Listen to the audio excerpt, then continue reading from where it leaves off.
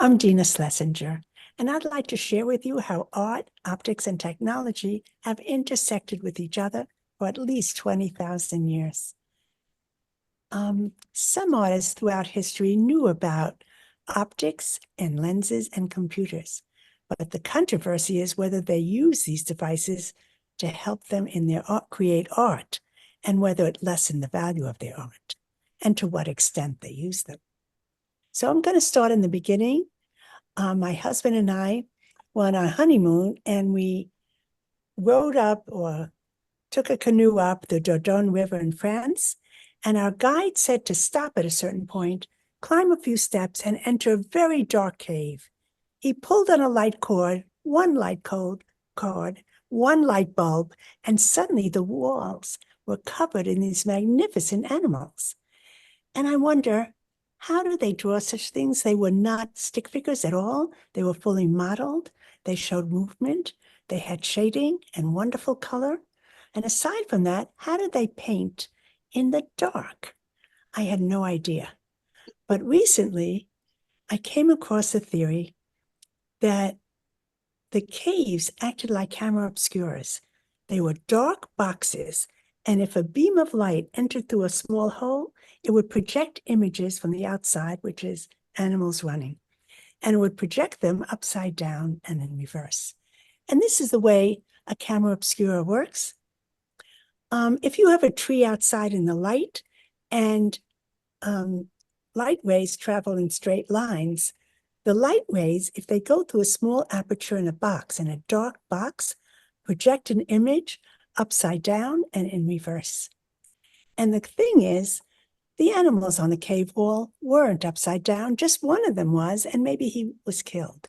So maybe they didn't use this device, but we know that it was available even 20,000 years ago in small holes in a big cave, dark cave. But the camera obscura has been known throughout history. Chinese philosopher Mao Tzu in 400 BC talked about light passing through a small hole and projecting an image on the opposite wall, upside down and in reverse.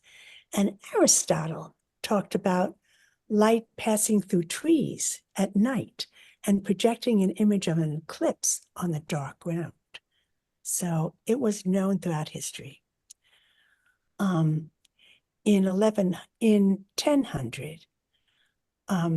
Al-Haytham, an Arab, who was a father of modern optics, also talked about light passing through a small hole in a tent or whatever this is. I think he drew this, and creating an image upside down and in reverse. And I think this is a Renaissance painting. It wasn't dated or even named the artist, but it also shows a scene in the light, bathed in light, passing through a small hole in straight light beams, and the artist painting the image upside down, and perfectly, of course. The camera obscura was coined in the 16th century, and it means dark box, dark chamber.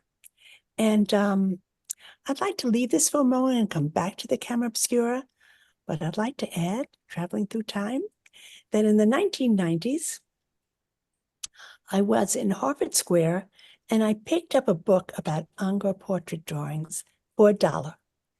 And I flipped through the drawings, and I saw the clothing looked like line art, kind of in the style of Andy Warhol, though, of course, Andy Warhol was much later. But the faces were like photographs. And how did he do it? And page after page, the faces were the same size, though the bodies were different sizes. And the bodies were all drawn, obviously, and the faces all looked like photographs. And the book said, in the book, that Ingres professed scorn for these drawings. He sold them for very little money and then returned to France. I didn't know how he did it, but I kept the book with me and I looked at it every once in a while.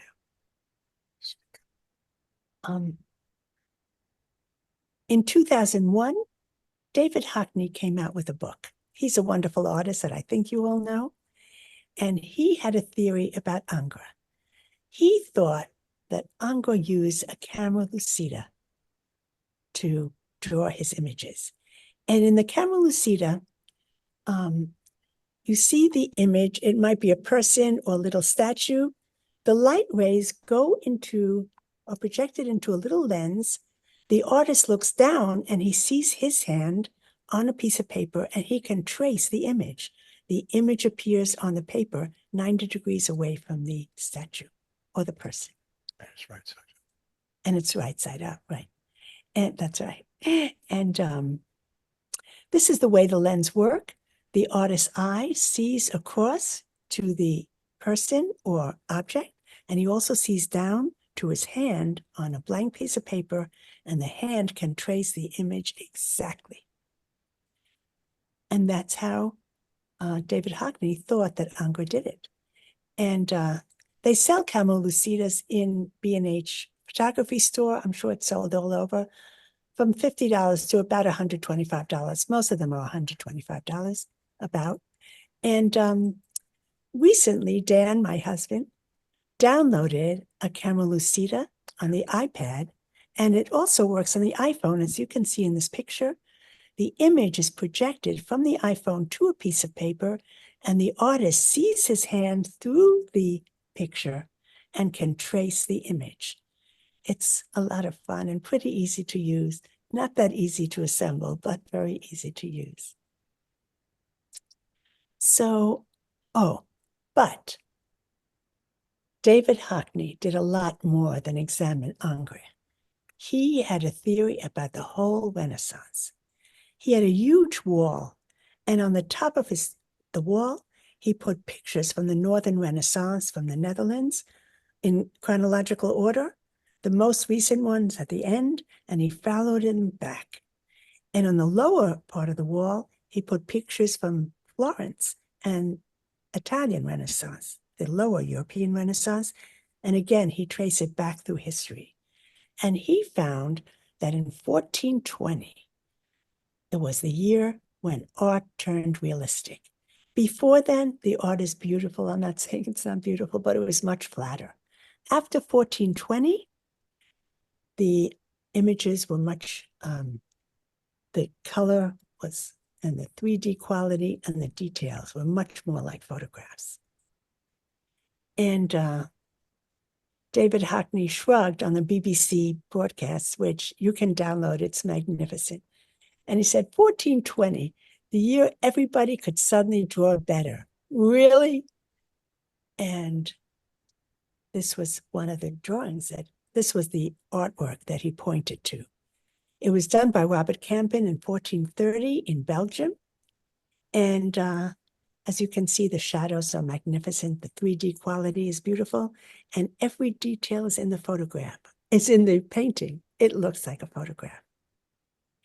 And Racer Jane from Amazon also noted that the same painting, Robert Campin's painting, marked the beginning of realistic paintings in the Renaissance.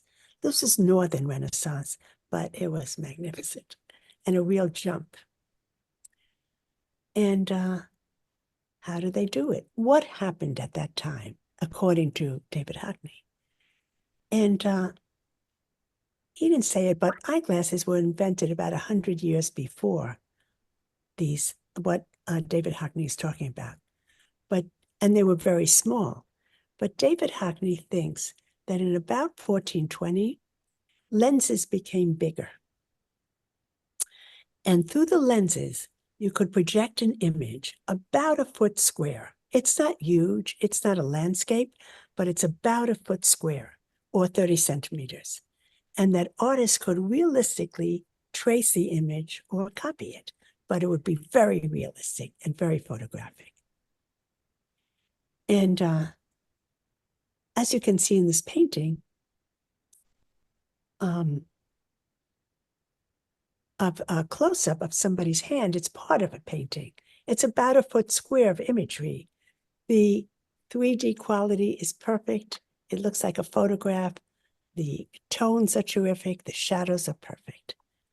But if you pull away from it, in the same painting, The Last Supper by Dietrich Boots in 1464, you can see the perspective is not very good. The hands are right here.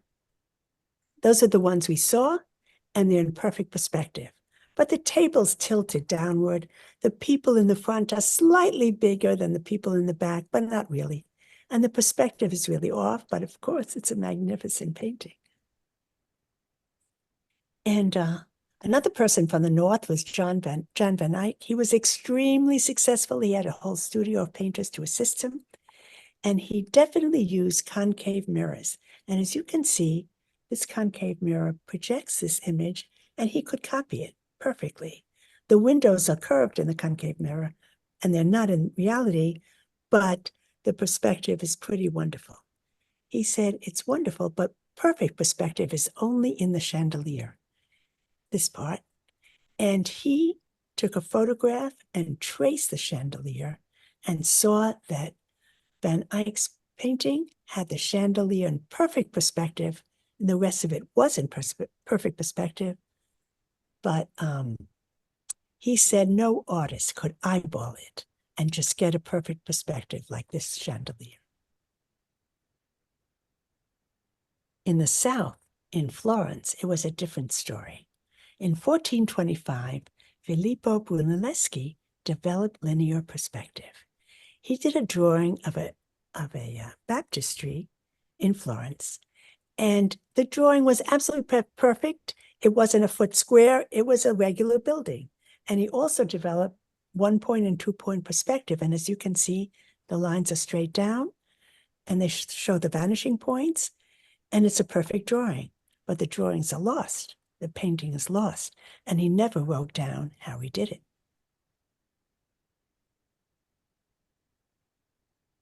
And this is the baptistry, a photograph of it. So Hockney thought that Brunelleschi did it with a camera obscura. And he went to Italy, he went to Florence, that's him on the left, and he took a lens and put it in front of the baptistry in a dark room. And the image was upside down. And he could draw the baptistry in perfect perspective. But this was his theory, that that's what Brunelleschi used. Other artists today, like Mark Leibowitz, think that Brunelleschi used a mirror. And that's how he did the baptistry, not only in perfect perspective, but right side up. And we don't know. There's no proof of either one. But 10 years, and Brunelleschi did not write about his theories or anything. But 10 years later, Alberti wrote a book in Latin and Greek called On Painting. And the book described Brunelleschi's theories of perspective. And it did it in mathematical drawings, and it's magnificent, and you can get the book very easily. But Alberti's family was banished from Florence when he was a young man. So he got his education. So he was banished, from Florence. So he went to Venice with his family, and that's where he learned Latin and Greek. He came back to Florence and met Brunelleschi, and the two became best friends. I hope somebody writes a book about the two of them. And he described how Brunelleschi did what he did. But Brunelleschi went on to create a dome, the biggest dome in Florence, and it was a huge thing. And again, he did not say how he did it. He also took pulleys with animals pulling up the bricks up to the dome. It was a huge project, and he never said how he did it. And he told people, if he told people how he did it, other people could copy him and get the commissions themselves to build the buildings. So I think being secretive was the way the Renaissance had of copywriting, because if you don't tell anybody, no one knew what to do.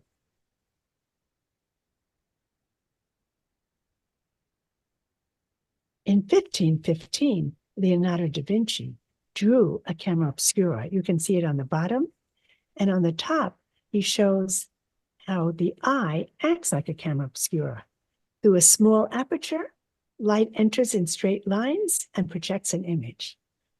Leonardo didn't understand how the brain could turn the image from upside down to straight, right side up, but he knew about the camera obscura. And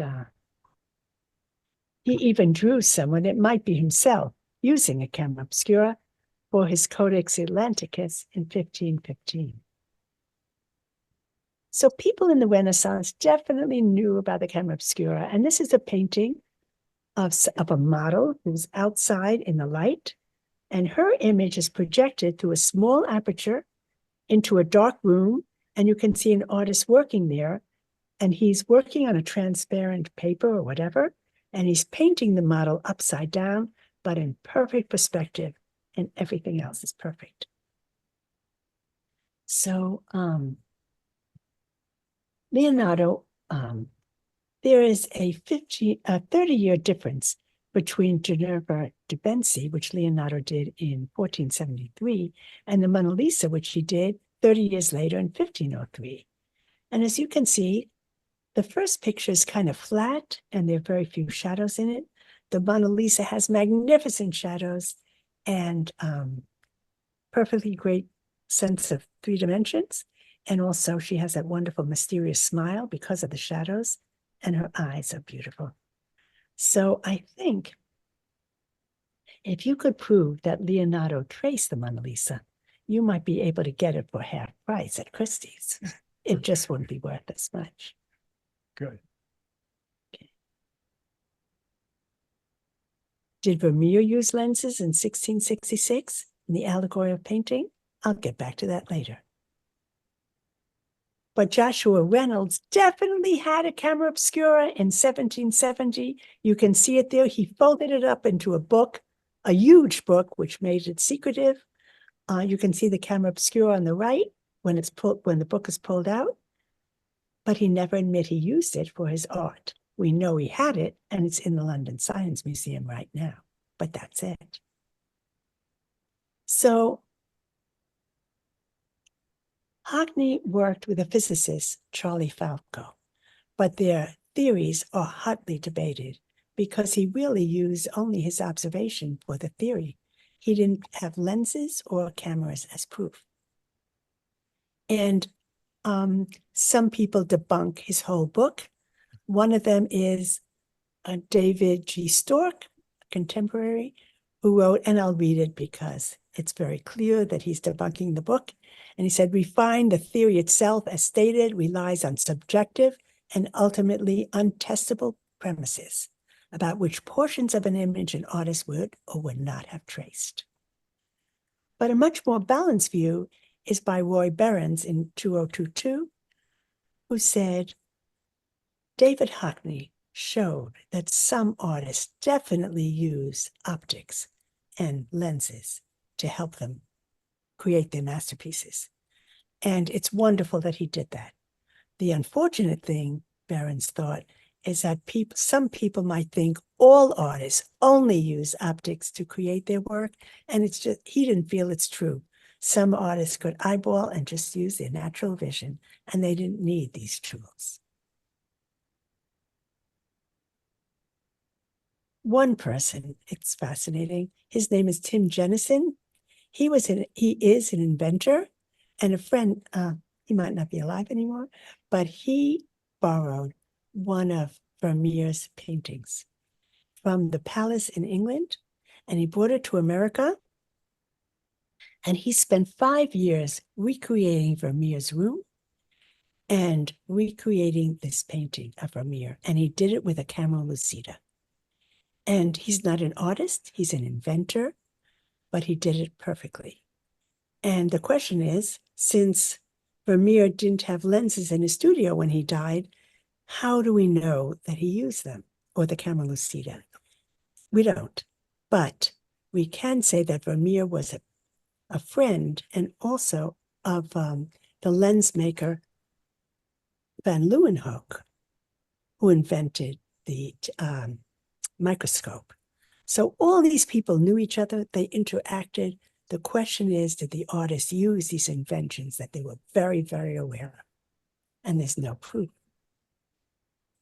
Someone now, Luis Barrero, did a video, and he said that he created a camera obscura. And you can see it's a wooden box here. And it's also a grid which Alberti used. He called it a window that artists also use to create paintings. And you can see the lenses right there. But Luis Barrero, in his video, said, I'm always conflicted by the use of photography in my own work. So he doesn't want to admit it. And he said once in a while, Vermeer probably looked at a camera obscura, but he didn't think Vermeer used it to any great extent. So as you can see, this theory is very controversial. In universities now, a few of them have David Hockney's book video that he did for the BBC, but not many.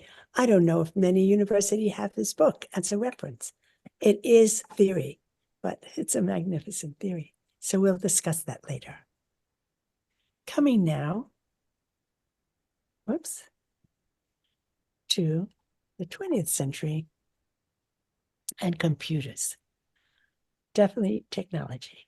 The first computer graphic design system was called Sketchpad and was developed by Ivan Sutherland as his PhD thesis at MIT in 1963. I wasn't really aware of it. I kind of heard a little bit. I was an art director at the time, but that was the start of everything. And my classmates would, but in the 90s, I took a course in computer animation and an illustrator, and my classmates were terrified. They said they would lose their jobs once the illustrator was used and the computer animation. They were terrified, but I wasn't terrified because I had become a teacher, and I taught my students animation. But I'll show you in a little, right? There it is. Okay. Yes. Sorry. Yes. And I taught my students animation, but each student had a TV in front of his desk, on his desk, and a keyboard. So I could teach the students a little bit of basic, but I couldn't go much further than that. But in the back of the room, they gave me one Macintosh and one printer. And with this, I taught the kids computer animation, and you can see their animation, and computer graphics. And they loved it. And even their little rascals concentrated beautifully and didn't say a word. And I didn't touch, they drew their pictures in advance so I could pick out the good ones. But but I didn't touch their hands once they were doing this. And wait, let me see. And this is, and this is the cheetah. I didn't touch their hand and I didn't touch the mouse. And this is what they did. They're the fastest animals in the world. And this boy drew the cheetah climbing a tree. He did it on his own. I have no idea how he did it, but he did it. And then the students, they wrote reports too. They said, in order to protect cheetahs, they now make fake fur coats. So another student drew somebody in a fake fur coat. Okay.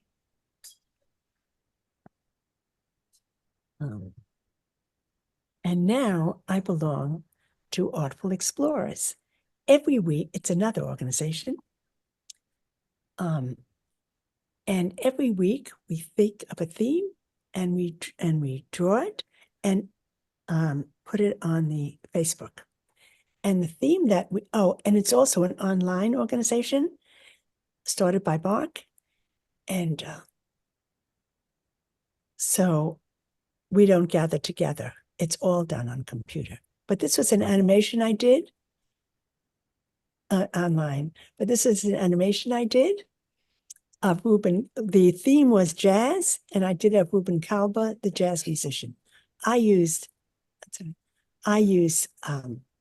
5 images in a second, but Disney used 24. So every second. So you can imagine how complicated Disney's animations were, his movies. Next. Okay. So now we get to Photoshop and AI, artificial intelligence. My husband he loves Photoshop, and he learned about Photoshop generative artificial intelligence. This is a photograph of my niece. She really did dye her hair red. That was not photoshopped. And now it's a normal color, but she dyed her hair red for her graduation. And with artificial intelligence, it works by prompts. You have to write words, and the words tell the computer what images to create. So Dan wrote the words, the prompts, birds flying overhead, or students throwing up their caps, and the computer generated these images and many more. But aside from that, even more fantastic, Dan had a photograph of himself from the waist up. He extended the frame lower, and his prompt was create pants and legs. And the computer did, artificial intelligence did. He had an image of himself in jeans. They were not his jeans and they were not his legs. And that's what Photoshop AI can do. So, and even more startling, in 2023, somebody named Jason M. Allen won a prize, a first place prize in Colorado State Fair for his artwork. But the artwork was totally generated by computer prompts. And he used the program Midjourney. He didn't do a thing. The computer did everything. And he tried to get a copyright for this art. And they wouldn't give it, the courts wouldn't give him a copyright because they said the human being had nothing to do with it. So we're going to have to see in the future how we can resolve this. Maybe 20% should be human. Who knows? And how can you prove it? So the mix of art, optics, and technology is very controversial. Some people see the advances as great for art. Others see it as a threat. And then this big question, is AI made art real art? And even more mind-boggling is the term singularity, which means a time when computers take over completely for what people can do. And will this art go into museums? And will it be worth anything if a human being had nothing to do with it? So I'd like to tell you a little about myself. My favorite course in college was conceptual art. And I went from there to graduate school. I got a master's degree, and then advertising. And I later became a teacher. And today I'm a member of New York City Urban Sketchers and Artful Explorers, which is online, and Mark Leibowitz started both of them. And I'm also a member of New York City Amateur Computer Club because I love computers too and technology. Okay. And I hope, and soon we'll have a discussion about this, but I hope some of you try various tools like Procreate on the iPad, Camera Obscura and Lucida, and AI art, especially AI art. It is so much fun. We created this brush with the prompt Artist AI paintbrush. It gave us 4 images, completely different, and you can choose the image you like. And if you don't like any of them, you can make 4 more, but you have to write a prompt and you can change the prompt and it changes the art. So it's very exciting to use it and I hope you try it. Okay. So now I'd like to turn this over for a discussion for your questions and comments. Do you think artists use optical aids to help them in their work? Does that lessen the value of their work? And do you use any optical devices now or intend to use them in the future?